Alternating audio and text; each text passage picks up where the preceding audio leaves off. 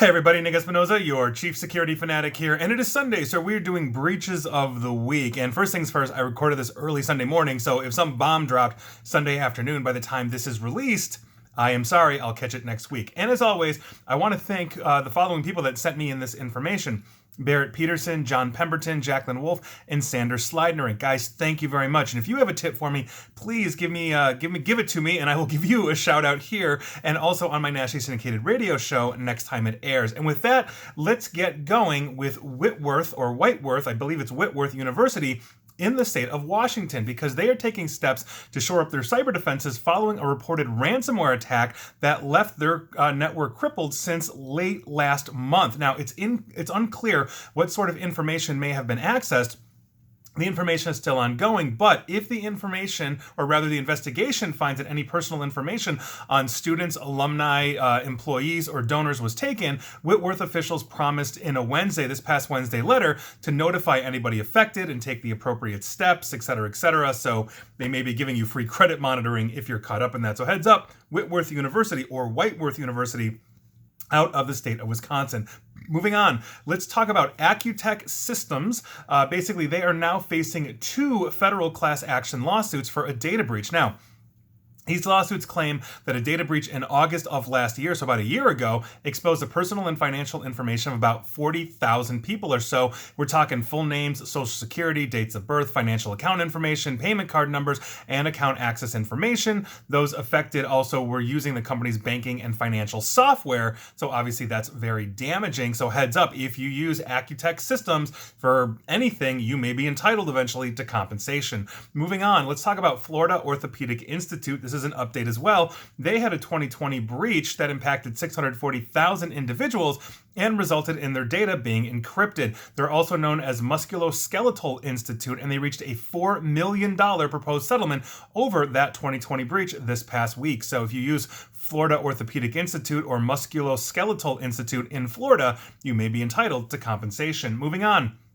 Let's give you a quick update on the Facebook Metapixel update. I talked about that a few breaches ago, where essentially of the top 100 healthcare systems, major healthcare systems in the United States, about a third of them were integrating a Facebook tracking pixel that was collecting personal health information. And so now we're seeing hospital systems have to declare breaches. This past week was Novant Health in North Carolina. So if you use Novant Health, go into the portal for appointments or give information, you might want to check in because Facebook may have your sensitive personal health info. Moving on. Let's talk about Sephora Fine Linens, because on or about April 24th of this year, they became aware of suspicious activity on their computer systems. Now, the investigation found that certain files may have been subject to unauthorized access between April 14th through April 24th of this year. We're talking names, addresses, dates of birth, social security, driver's license, financial account information, medical and or health insurance information, passport information, electronics or digital signatures, and account access credentials. So if you buy, I guess, Sephora Fine Linens or work for them, you may have been hit. Heads up. Moving on, let's talk about the Texas Meter and Device Company. This was actually reported on August 9th that they had a data breach. And while they did not publicly release the specific types of data based on the state reporting requirements, it is likely that the breach affected highly sensitive personal information of affected parties. So if you're in Texas and use the Texas Meter and Device Company for all your meter and device needs, heads up. Moving on, let's talk about the Cedar Rapids Community School District in Iowa. This is an update from their July breach. Now, recently, we learned, thanks to local reporting, that the school district paid a ransom to the attackers in an effort to keep that data from being released. The district has a $5 million cyber insurance policy, but we do not know how much the ransom was paid, nor do we know the identity. They're not saying anything, but heads up to you, Cedar Rapids Community School District patrons, members, citizens, if you will, expect your taxes to go up. Moving on. Let's talk about the Atlantic Dialysis Management Services Group. They confirmed on August 5th they had a data breach, and according to them, they're known as ADMS. The breach resulted in names, addresses, social security numbers, dates of birth, medical diagnosis, treatment information, health insurance information, and prescription information being compromised. So heads up to you, Atlantic Dialysis Management Services, patients and employees. Moving on. Let's talk about McKinney area hospitals. This is around Dallas, Texas.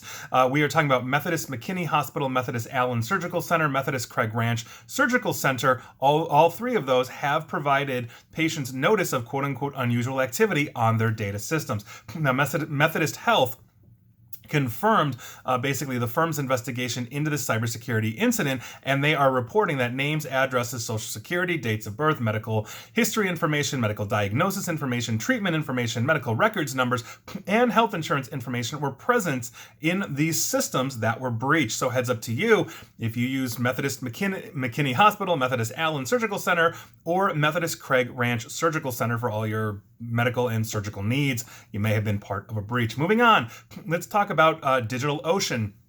This is a massive provider here on the internet. You may have heard of them. According to a statement by DigitalOcean, basically they had a MailChimp account basically run by an employee that was recently attacked and broken into. The account was used for things like resetting passwords and other alerts. Although the attackers did manage to change basically the password, the two-factor authentication prevented further damage. MailChimp discovered the anomalous behavior and then immediately suspended the account, which then alerted DigitalOcean that their account had possibly been hacked. And in a statement of its own, MailChimp indicated that the cyber attack was aimed at crypto companies. I've talked about that before because there are many companies being targeted, especially that are marketing to cryptocurrency users, meaning you're all about cryptocurrency, you're caught up on one of those marketing lists, they're trying to hijack that to you and then get you obviously information that could get you compromised as well. And they are not the only ones this week, because e-commerce marketing automation platform Klaviyo was also hit. They're in the same boat as DigitalOcean. Employee login credentials were compromised. Marketing lists for crypto customers were stolen. So heads up, cryptocurrency users, you are continuously being targeted. Moving on, let's talk about the communications giant Twilio, because they just confirmed that attackers access customer data after successfully tricking employees into handing over corporate login credentials. Definitely not good. Now, in an update posted on August 11th, Twilio confirmed that the malicious actors accessed the data of 125 of their customers, but they have yet to confirm what data was accessed. Twilio's privacy policy says the information it collects, though, is addresses, payment details, IP addresses, and in some cases, proof of identity. Twilio has more than 150,000 corporate customers, including Facebook and Uber, so this could be a very large one. If I'm in and maintaining persistence, I'm going for the largest players to get that kind of information because that's where the money is. So we might see Facebook having to declare a data breach, or Uber, or any one of their other major clients. Moving on, excuse me. Let's talk about the NHS 111 or 111 or however you say it in the UK. I believe this is a number you pick up to get emergency services, all that kind of stuff for health. Please correct me if I'm wrong, my friends in the UK. But here's what's going on with NHS 111. Staff has been basically reduced to using pen and paper, and they've told patients to expect delays with services such as dispatching ambulances, booking patient out-of-hour urgent appointments, or fulfilling emergency prescriptions. Now, the firm behind this platform, known as Advanced, confirmed that a number of its systems had crashed as a result of a cyber attack. The NHS spokesman said that patients are still encouraged to call 111 and they will be able to get through to staff. GPS have been told to, quote, manage calls where possible and not direct patients to basically the service, but there is no ETA for when that problem will be fixed as of at least a couple of days ago when this article was written. I'm hoping they're back on their feet now. The National Cybersecurity Center in the UK said that they were working with Advance to investigate the cause, obviously, of this attack and help remediate. Now, it's feared that a hostile foreign power could have targeted this system, leaving patients struggling to get urgent appointments and ambulances. This is not the first time a good chunk of the NHS has gone down. When the internal blue vulnerability with Microsoft came out, about 80% of NHS went down because they were not updating their systems for that patch that had been out for quite some time. So the UK's health system, a tad behind in their technology debt, a tad behind in their patching as well. Good luck. I hope 111 or 111 or however you say it in the UK is back online and at full speed. Moving on. Let's talk about Cisco. Yes, that Cisco. They confirmed basically the other day that the Yan Luang ransomware group had breached their corporate network in late May, and that the actor tried to extort them under the threat of leaking stolen files online. Now, Cisco revealed that the attackers could only harvest and steal non-sensitive data from a Box folder linked to a compromised employee account. In other words, this employee was using Box, the file sharing platform within Cisco, and basically had given access in some way, shape, or form, probably stolen, not intentionally, to the Yan Luang ransomware group. Now, those threat actors gained access to Cisco's network using the employee's stolen credentials after hijacking the employee's personal Google account containing credentials synced from their browser. There you go. That's why I say never store passwords, especially if they're sensitive ones, in a browser. Moving on, let's talk about an unnamed auto supplier.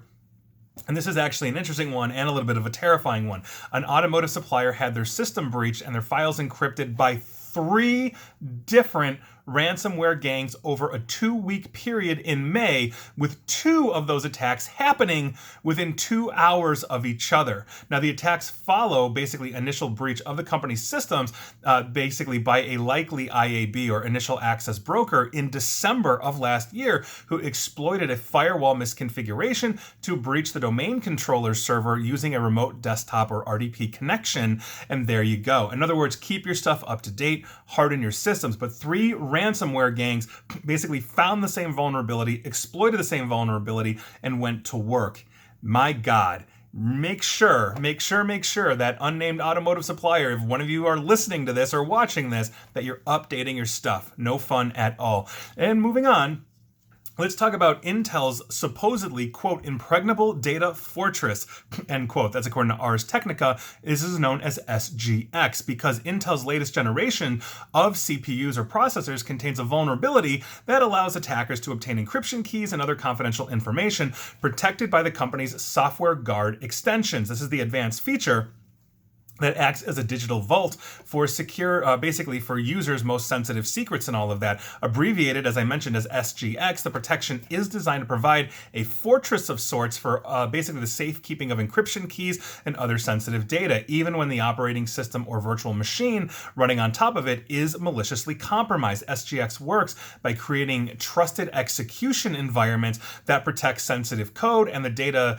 that it works with from monitoring and or tampering by anything else on the system. And so by virtue of that essentially has been cracked or is leaking, and that obviously is a huge problem because if you're able to obtain those encryption keys, you can basically break into anything that you are protecting with that encryption. Not good. Hopefully Intel is working as fast as they can to re-protect and update SGX. So if you're an SGX user, heads up to you, watch out for those updates. I promise you Intel will release one sooner than later, at least I hope. And finally, we have to talk about virtual private networks or VPNs, but specifically on Apple iPhones and iPads, because Apple has not been keeping you as safe as you think you are when you're using a VPN. Now, here's what's going on. And for the record, we use VPNs to help increase our security and privacy. But what happens when they're weakening it? And that's what I'm talking about here. Now, this is coming from Ars Technica, and I think this is an important one. So heads up, iPhone and iPad users. A security researcher is saying that Apple's iOS, that's the operating system that runs iPhone and iPad, that basically Apple's iOS devices don't fully route all network traffic through VPNs as you basically expect when you get a VPN. That's a potential security issue that Apple has known about for years. Now, here's what's up. Michael Horowitz, who's a longtime computer security blogger and researcher, and I'm pretty sure I've read a few of his articles over the years, puts it plainly, if contentiously, in basically an updated blog post, quote, VPNs on iOS are broken, end quote. Now, any third-party VPN seems to work at first, giving the device a new IP address, DNS servers, and a tunnel for new traffic, according to Horowitz. But sessions and connections that were established before the VPN is activated do not terminate, and in Horowitz's findings with advanced router logging, can still send data outside of a VPN tunnel when it's active. In other words, you are expecting the VPN client to kill existing connections before re-establishing secure connections.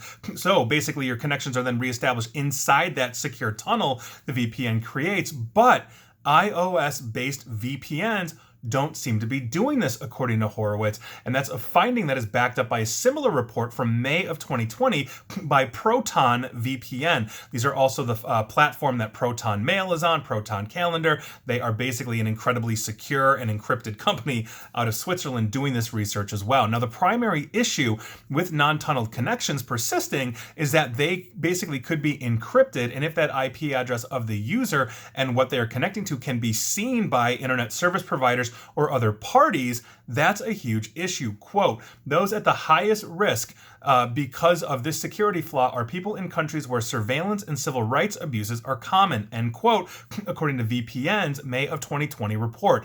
Now, what we are talking about here is an understanding that you have an expectation that when you're getting a VPN, like a third-party VPN, I don't care if it's Proton VPN or Viper VPN, or whatever you're using, take your pick.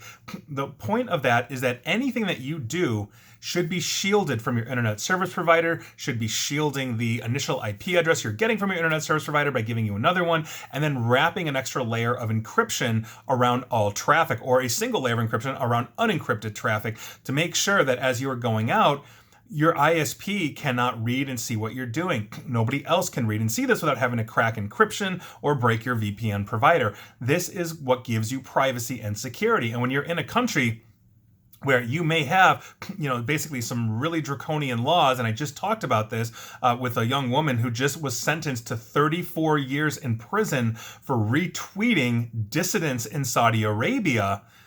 This is what we need VPNs for. But if they can get around it, and if Apple is recognizing that, it's not reestablishing the connections for existing connections, that's a huge problem. That is a major, major security flaw.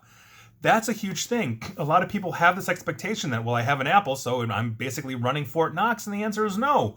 Here's the proof, not to mention the other things like Pegasus that we found and others. So this is a huge problem, and I hope that if you have basically an Apple iPhone or iPad and you're using a VPN, understand it's not keeping you 100% secure like it would be, let's say, on Windows or Android that do not appear to have these issues. So I say all of that to say, good luck and maintain your security. Those were your breaches of the week. Were you affected? I'd love to know. And please like, share, follow me here on Facebook and Twitter at NickAESP. And please feel free to subscribe to me at YouTube as well. And as always, stay safe, stay online, and please attempt to stay private, especially on an iPhone. Thanks, everyone.